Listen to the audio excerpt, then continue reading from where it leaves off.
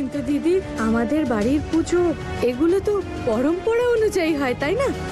আর ফুল বৌমাকে দেখো, জানি না কোথাকার কোন নিয়ম পালন করছে কে জানে। ফুল মা আমাকে জিজ্ঞেস করেই পুজোর আয়োজন করছে। আর তাছাড়া দেবী মায়ের কৃপায় শোভন বাবার কাজ ভালো মতন হচ্ছে, তাই আমাদেরও দেবী মাকে কোনো উপহার দেওয়া উচিত, তাই না? একদমই তাই দিদি, আর তোমার কথা একদম সত্যি।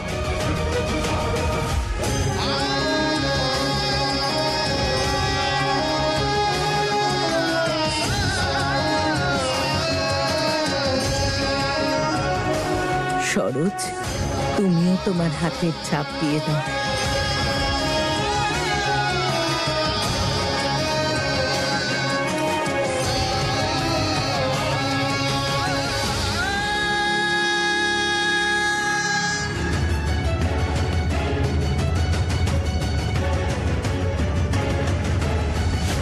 দিদি ভাই, এবার তোমার পালা।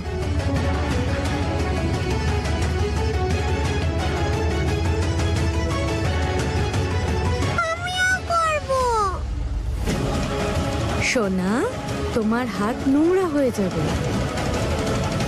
এখন এটাই একমাত্র উপায় ফুলকে সবটা জানানো। তুমি সাবান দিয়ে হাত ধুয়ে নেব। উফ, নয় না। কত বুদ্ধিমতী আমাদের নয়না সোনা। আর তাছাড়া বাচ্চারা তো ভগবানের অংশ হয়।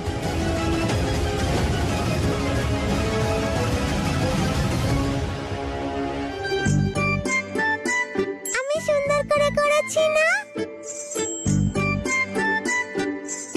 খুব সুন্দর করে করেছো। চলো এবার আমার সঙ্গে চলো, আর তোমাকে মায়ের রূপে সাজাবো, কেমন?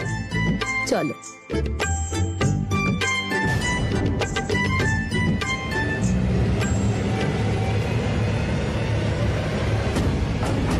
হে উপরওয়ালা, আমি আমার কাজ করেছি। ফুল যেন তাড়াতাড়ি ওই হলুদ ওড়নাটা দেখতে পায়। দরজাটা বন্ধ কর।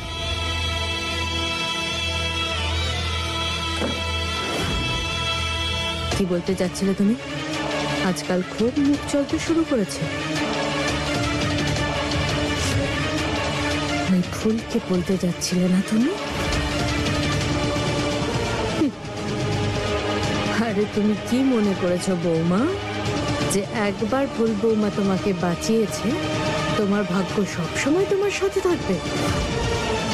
এই ভুল ধারণায় থেকো না, তোমাকেই ভুগতে হবে, বুঝেছো? এই কথাটা ভুলে যেও না।